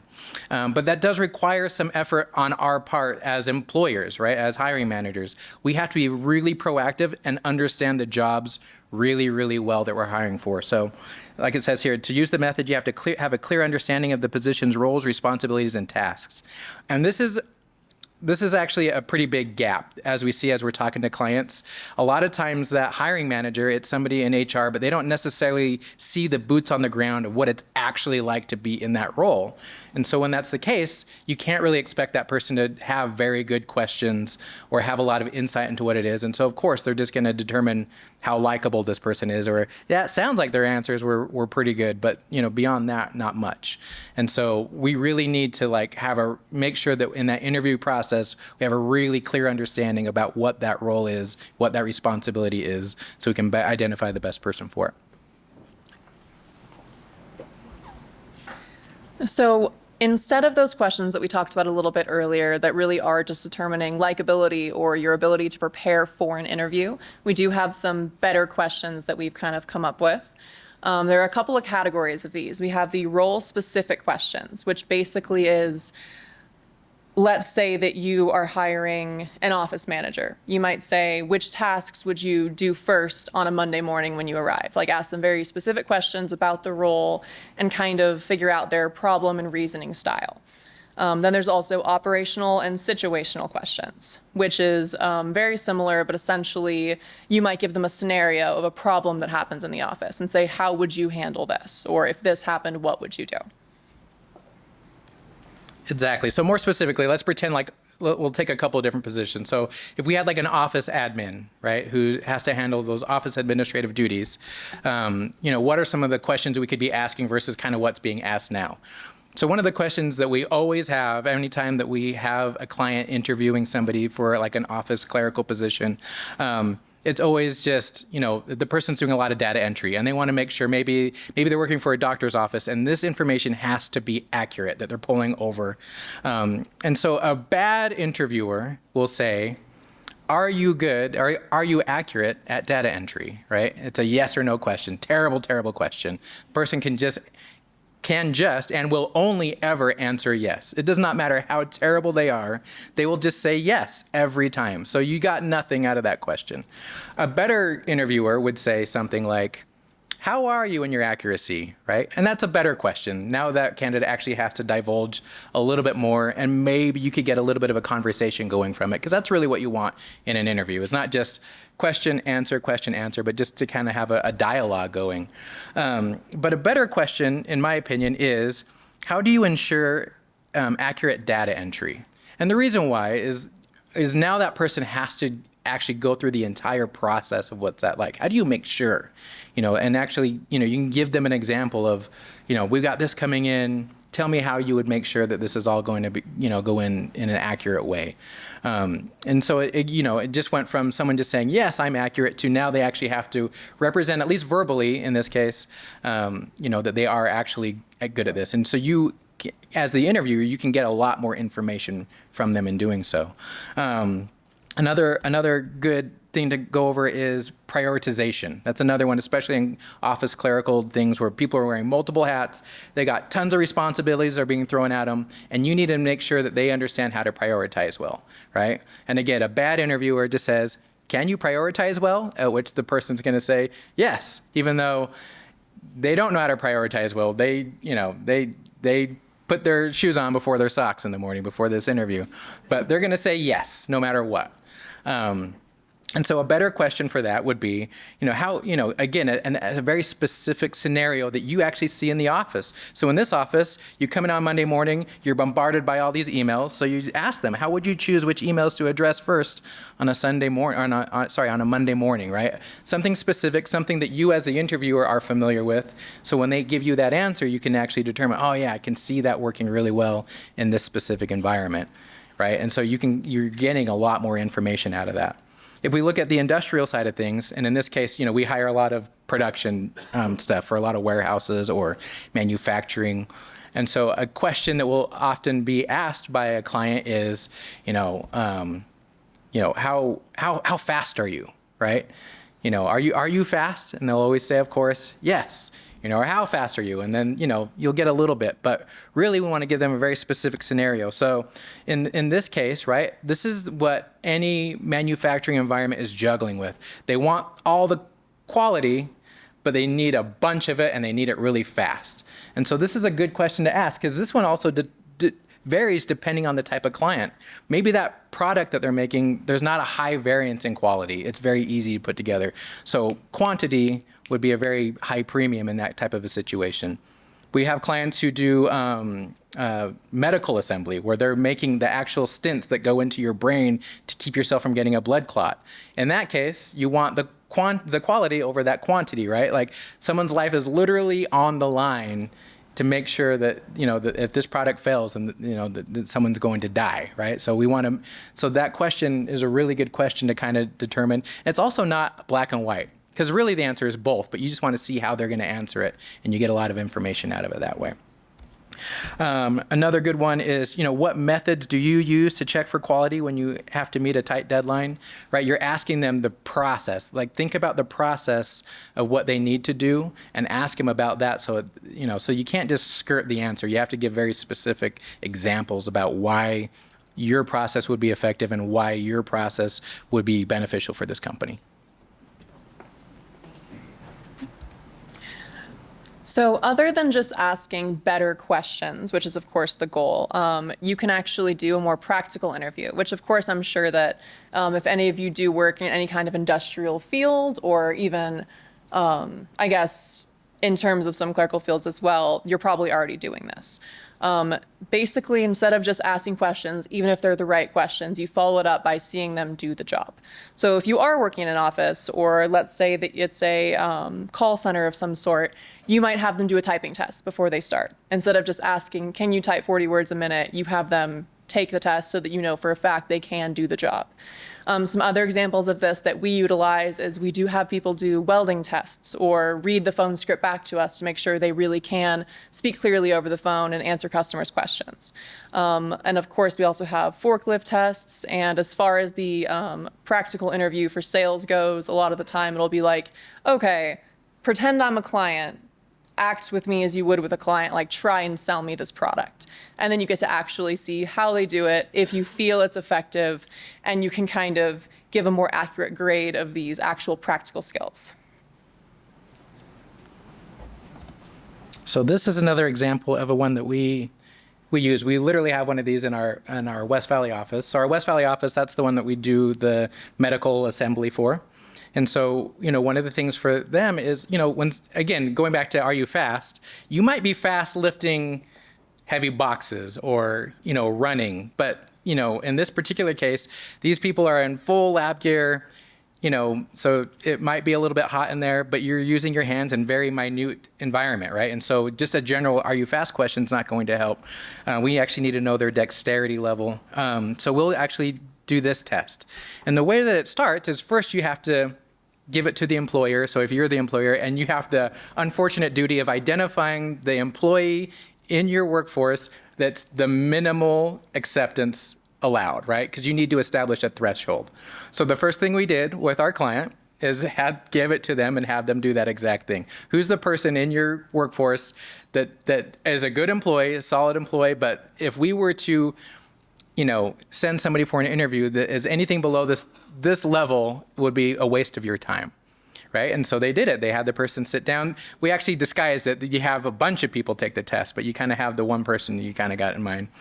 And maybe by having a bunch of people take the test, you figure out that's actually somebody else. But you have them take that test, and then we get it back.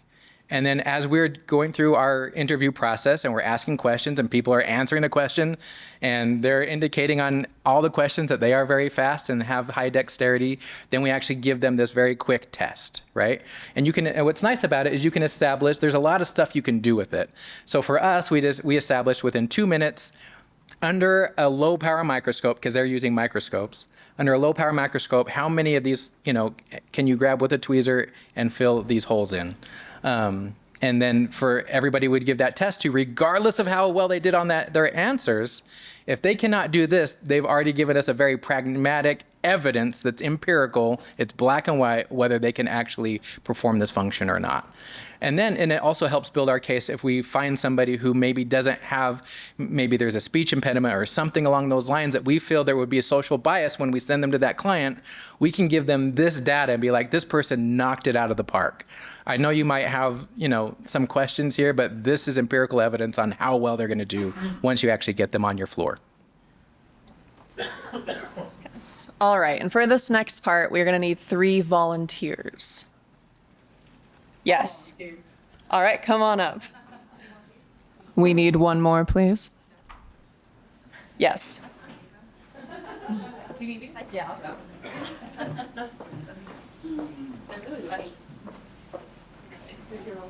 Do you want me to pull it up or do you want me to wait?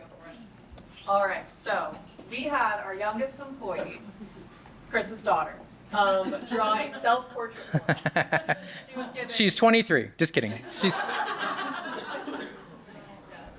was given 60 seconds to draw her best self-portrait. Now, let's say... She's my worst employee. She's my threshold. Yes. So, essentially, in order for us to hire you today as an artist for BBSI, your self-portrait needs to be at least as good as hers is. So you have 60 seconds to do your very best to draw a self-portrait, and then we'll let you know if you're hired on or not. Do you want me to time it? Ready? You got a timer? Yeah, I'll time it.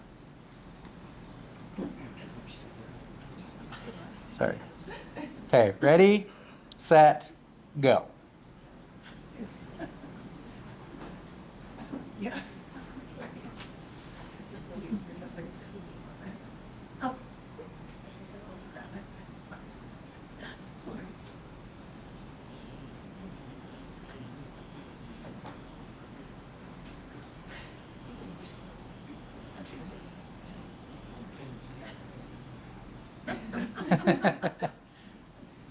All right, we got 30 seconds.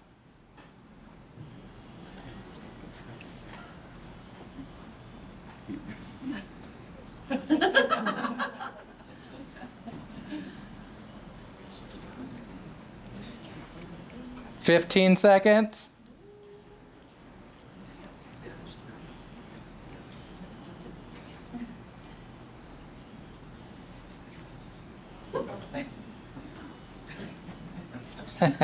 One second.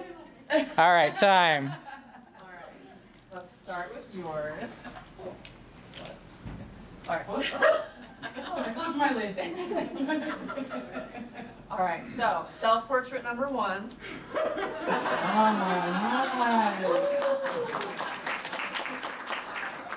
sounds like you did pretty good. The audience agreed. Right on. Great job. Number 2. Very good, very good. And number 3. Would you guys hire these 3? I think so. Yes.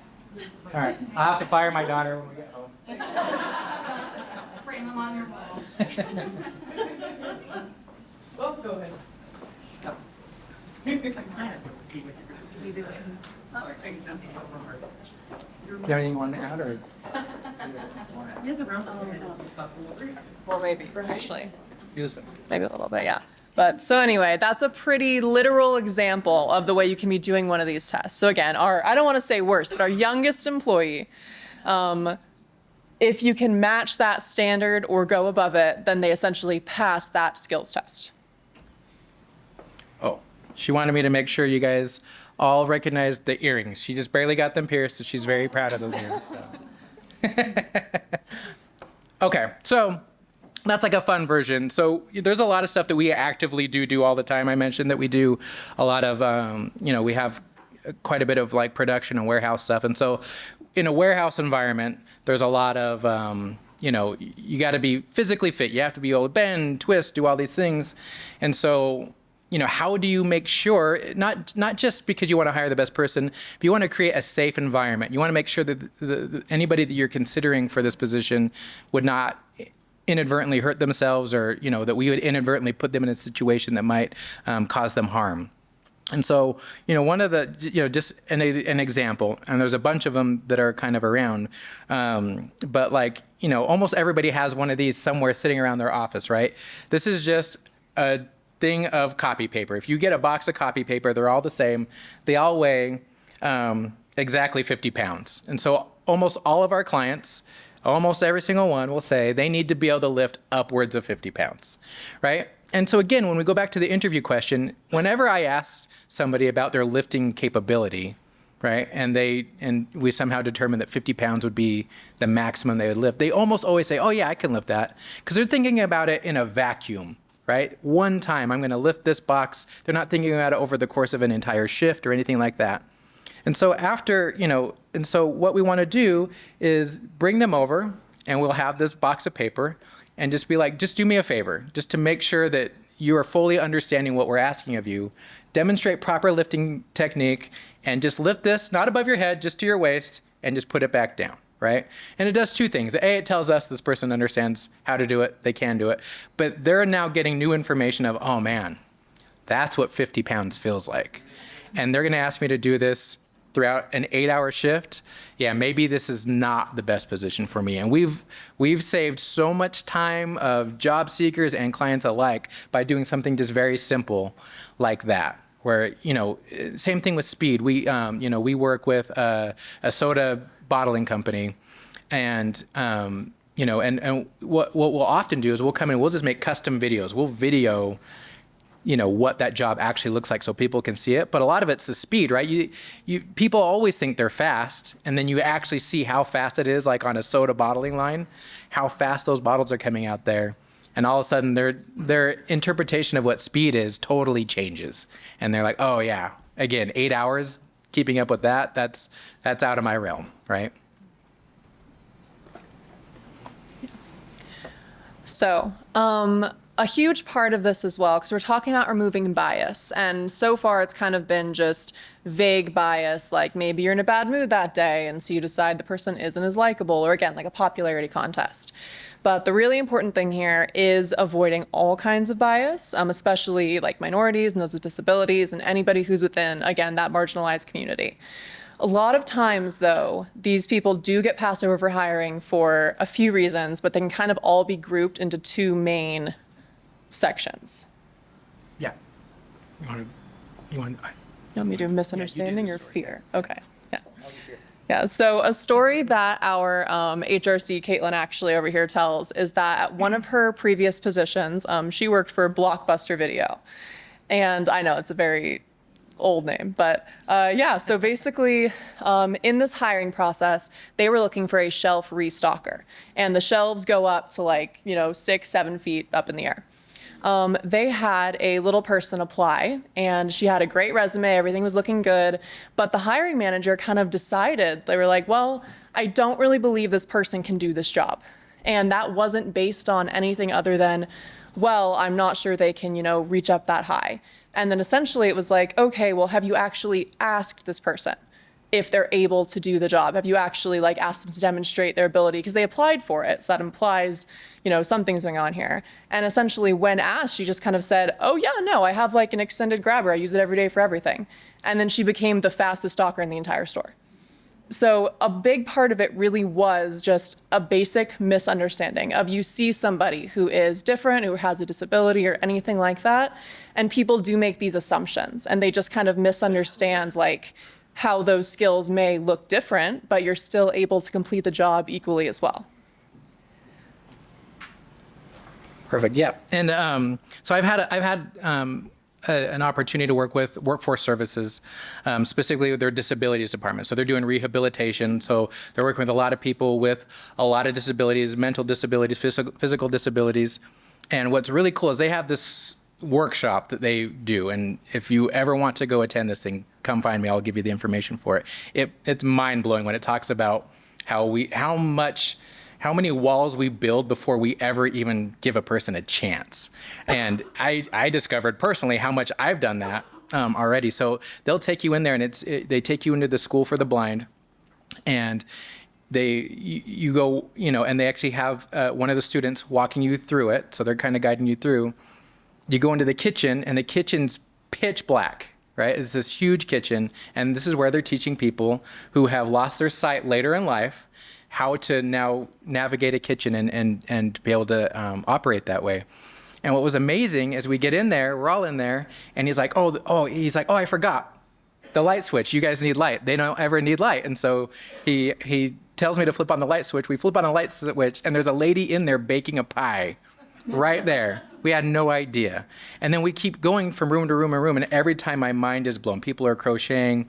The craziest one is they take you into a workshop, again, pitch black, and you hear saws and drills. And again, you flip on the lights, and so it's fully operational, and they're building these beautiful cutting boards and all this inlaid woodwork, and you're just like, wow, I am putting so many limitations on people, even with my best of intentions. It totally, changed my entire kind of mindset when it comes to it. But the other thing they talk about with workforce services, especially on the rehabilitation side, is they teach clients, companies, that you need to interview for the right reasons. You need to hire for the right reasons. And in the end, you need to fire for the right reasons. And that last one is the fear thing, right? There's so many companies out there who they really want to do the right thing. They want to, open their doors to people of, all backgrounds and everything. But there's this fear that when people come from like a protected class, then they then cannot move on from them if they are not actually a good employee, right? And so it's having that mindset, and if you feel like you're in a company or involved in a situation, or just want to make sure that you have a very clear process for moving on from an employee, regardless of their background, it's just, again, unbiased, skills-based, then I highly recommend talking to Caitlin, because she can kind of make sure that you guys are all shored up and there's no liability out there. But that's where it comes from. And we shouldn't have that fear. As long as we're always doing the right thing, we should be able to interview for the right reasons, hire for the right reasons, and we should be able to fire people for the right reasons. And at the end of the day, if that fear part is still something that might live within your company, again, it's like if you're hiring somebody based on their skills and they start the job and those skills maybe aren't quite up to the standard that you need them to be, you can also fire them based on their skills. That's the whole point of taking the bias out of interviewing, is that at the end of the day, it's about, can you do the job? And an easy way to make sure that you really are interviewing as unbiasedly as possible is just to remember that there are questions that you can and cannot ask in interviews. It's not only illegal to ask them, but it's the easiest way to remove any kind of bias from the interview that you're conducting. And then we just have kind of the examples of those kind of questions up here right now. Like, you cannot ask about age or genetic information, birthplace, country of origin, their citizenship, disabilities, gender, sex, or sexual orientation, your marital status, your family, or your plans to get pregnant in the near future or at all, your race, color, ethnicity, or your religion. That's a question. So, questions you can't ask. How can I best ask the question if I am going to have to make an accommodation for someone at the workplace? Or how do I know? What's a good question to ask? I've just asked if they need any accommodations, like regardless of a disability, right? Like, you could be, you might just have you might not be like diagnosed with something, but maybe you have like a back issue, so you need a standing desk or something, right? I think it's always good to be inclusive, regardless of whether it's legal or illegal, right? Like, we want to make everybody feel comfortable in their workplace. So I think it's totally fine to just ask, do you need any type of an accommodation so that we can make sure that you're comfortable? Okay. Yeah. And so that is the end of kind of, oh, yes. Yeah, Jeff, sounds good. On Indeed, they are now asking those questions for quite a few jobs. Can you give me an example of what question they're asking? I haven't seen it. I don't know if you guys have. Also, are you referring to like when you apply for something and then it says also answer these questions? Yeah. Yes. Yeah, so essentially they ask you, do you have a disability? I had one ask me the other day if what my sexual orientation was actually. Oh my goodness. Before I ever even got through their process. Yeah, well. And so that's where I'm wondering like how that falls in. Is that just a question that they're able to do before they ever interview you, and that makes it legal? Like, how does that work? So I work on Indeed, ZipRecruiter, all of those websites all day long, and those questions are free-form typing questions by the employer. And so it's definitely not Indeed having that be part of anything. It is the employer putting in a legal question in an application. Yeah, and there is part of every application process. The government does require that we fill out an equal employer opportunity thing. So those questions are asked there, but those should be kept confidential from any hiring manager, supervisors, or anything like that. Like, and that's to make sure that we as companies are providing equally, right? But they'll never know that if they don't ask those questions. And they are voluntary. You don't actually have to. If you feel super uncomfortable about it, right, you don't actually have to answer it. But that's why a lot of times those questions are being asked. Yeah, but in that case, again, if that's like step one of the application process is I send in my resume and then they're immediately asking me these kind of specific demographic questions, that is definitely not your typical hiring process. Yeah, I know that I haven't personally seen that. It's kind of concerning that you are seeing that so often. Right. Yeah. Yeah. But Yeah. yes. Going back to steps back, if you are interviewing them and you ask about accommodations, if they start talking about religion or talking about things like that, is it okay to follow up with questions on that instead of just like blatantly asking? asking. Yeah, you'll often hear people like bring up on their own that they have their family situation, right? And if they're the ones that introduce that information, yeah. I mean, you still want to be careful about it. You don't want to like drill on specifics about, like specifically like if you have a single parent, I would very much avoid like drilling them on how their ability to be on time or how much time they're going to have to spend. But if they voluntarily give up. Yeah. Yes. Tragic. Yeah. Yeah. And if they voluntarily tell you something like that, and then you choose to follow up on it, because again, at the end of the day, it's a conversation you're having. You're trying to have a dialogue with this future employee. Following up on it, of course, you want more information about this person you might be working with every day, but you still, of course, want to avoid letting yourself have that bias in the hiring process. If you're hiring someone and they disclose to you that they are pregnant, they may eventually need maternity leave, that still should not dissuade you from hiring who would be a really great employee. Because you don't want the people who you're working with to be kind of afraid to come to you with things like that.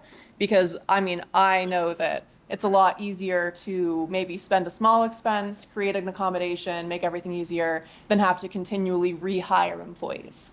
Because the cost of turnover is a lot higher than the cost of just keeping people happy. Yeah. One more thing I'll add to that, those are good points. Going back to your question too, when you're in an interview, if you're taking notes, right, sometimes people will have kind of a preset list of questions, which really goes back to this whole process of making sure that you're asking all of your candidates the same types of questions. But when you're taking notes, those do become part of that employment record. Employers are required to keep those types of things on file for a year. So from an HR compliance standpoint, any of your interview notes, your job applications, even if you don't hire that person, you need to keep that on file for a year because that person can still go back. It doesn't cost an employee or a candidate or anyone, it doesn't cost any person anything to go to the DOL and file a complaint. So you want to make sure that your record keeping processes are tight. So if, for some reason that person feels like they were discriminated against in the interview process, you can go back and pull that record and say, oh no, I asked these same questions of every single person, and this individual just so happened to bring up X, Y, and Z information. That's not really part of our hiring process. We ended up hiring this person based on their skills and qualifications, not because how this other person decided to respond. So just keep that in mind. Yes. So again, going back to you hire for the right reasons and you fire for the right reasons. Something that is really important for that is keeping a record of everything within those hiring and firing decisions. Because I know that sometimes it's like we once had an employee come back to us a solid 2 months after we had let them go, essentially trying to file an unemployment claim and all these things. And then we just pulled up their file that had every voicemail they've ever left us about calling out of work for 2 weeks straight with no explanation or no call, no showing. And we had the whole record up of this is exactly why we let them go. It has nothing to do with what they're talking about. And the case was just dismissed. So it's always good to protect yourself while you're also protecting your employees. Yep. Mm-hmm. I have a question about skills-based tests. Have you run into or seen any ethical issues with using those as free labor of employers? Yes, so I know that it used to be somewhat popular. I know that I've applied for a couple of jobs when I was straight out of college of people being like, oh, well, come and, work for us for a couple of days, prove you can do the job, do a couple full shifts. And I know that that is definitely not a trend that I've seen in recent time. I think when it comes to, lift the box and prove you can lift the box, or do this little test to prove you can do the test, we're not getting anything out of that. It is just, the test. However, I've also worked in a few, for example, restaurants, where they'll say, we would love for you to work at our restaurant, but we need to actually see if you keep up with the pace, do the recipes, all this.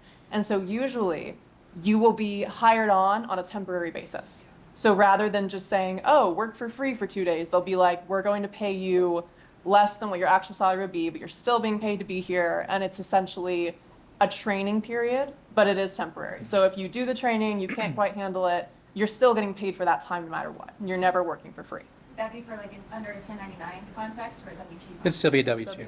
Yeah. There's actually a lot of companies that use us for that. They don't want to do the headache of all the paperwork just to test this person. So they'll actually send them to us. We do all that. We make sure they're covered on workers' comp. So any injuries that happen, they're totally taken care of, but they get a chance to kind of evaluate this person and make sure that they're what they want. Yeah. Thank you. Yeah. So I don't know if marketing agency, and I've been doing the, like, I call it the contracted party for the last 10 years. It's gotten to the point where I'm realizing we really gotta like hire employees and figure this out.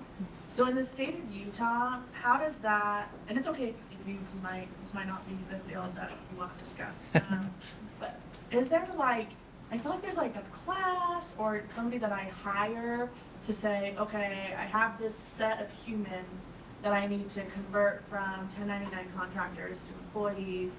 I've never done this before. Like, where would I even start in that process? Yeah. Yeah, so first and foremost, the short and sweet of it, be very careful the way you're classifying 1099.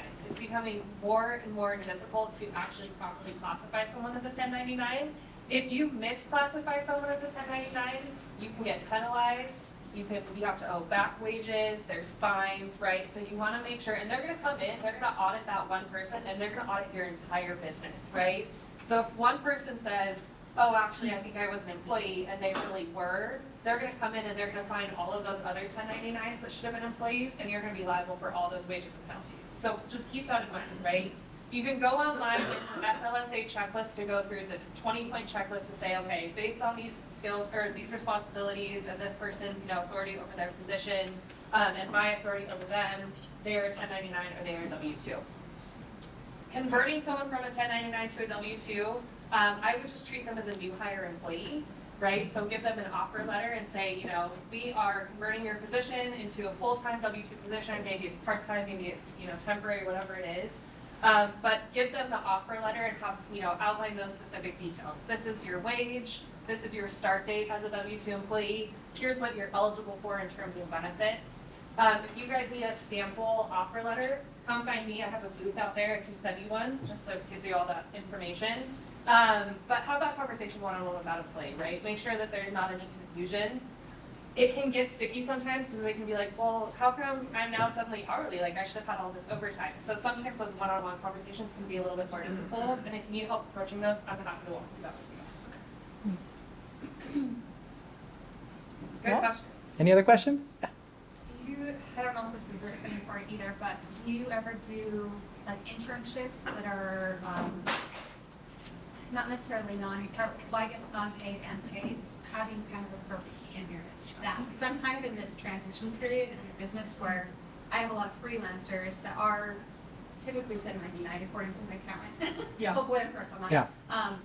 But starting to get into more of like, I'm a wedding florist, so more of the luxury weddings where I'm going to be needing to hire on more people and having consistent interns and or employees that I'm bringing in. And I love the idea of being able to give some people education, and I feel like I'd always want to pay them, but sometimes I don't, Yeah.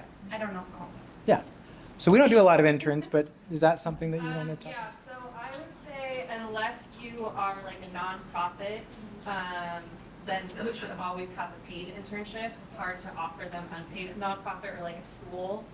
You're affiliated with a school program. So if you're going to do internships, make sure they're paid. There's no rules on that. Like you could pay a minimum wage if you wanted, or you could offer them a competitive salary. With interns, aren't there schools that you have to provide them with pay, obviously, and then also like they're benefiting as much from that internship as you are? Yeah. So Yeah, and usually if someone's seeking an internship, they'll have a specific list of criteria from their institution because they're usually doing that because they're trying to get some sort of credit or hours, things that they have to fill.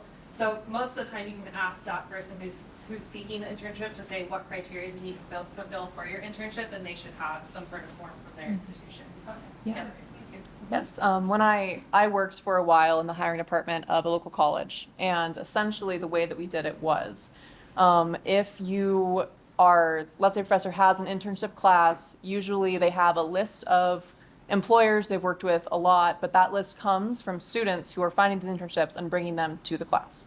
So essentially, if you have, maybe you know a student who needs an internship, they would go to that professor, say, I want to work with this business. They would bring you back a form to sign saying, we are a legitimate business. Here is what we do. Here is how I plan on like mentoring them through this. They would bring it back, and then it's that same thing where they'd bring you a list of things they need to get out of the internship, and then you would just need to sign off on hours and things like that. As far as the legalities of it goes, it's really just as long as you fill out paperwork that's brought to you, the burden of proof is on the student. That's good to know. Thank you. We're here for all your ready questions. Yeah, and like she said, we have a booth out there, so if you have any more questions or anything just very specific you want to talk to us about, we're more than happy to talk to you guys. Yeah. Okay. Guys, thank you so much. Thank you.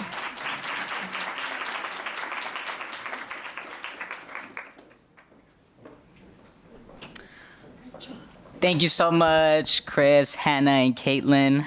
And what a great start to our morning. Thank you to all our presenters. A few quick announcements, and then it's time for lunch. Thank you, Taffy, for sponsoring our lunch break, and to Lassie's Kitchen for providing the yummy food. Visit exhibitors and continue these conversations, as well as get your free headshot from Dee and Corey Productions. If you need a space for a phone call or meeting, the co-op has a Zoom room and small meeting room for your use, and stop by the Chambers Safe Zone exhibit for a chance to win tickets to the Kinsey 6 Drag Queen Storytime Gone Wild Safe Zone Utah fundraiser, which is December 3rd. And then we'll resume the program at 1:30. Thank you.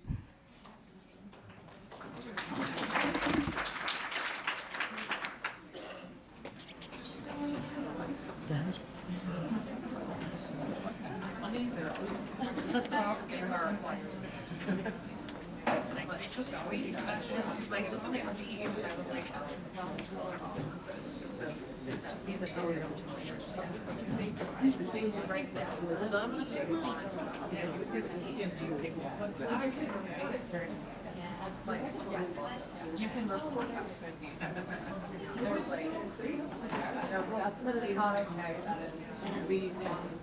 You can report that. There's like a button like in the top right that says like get help, and you can just if you ever see notifications like that.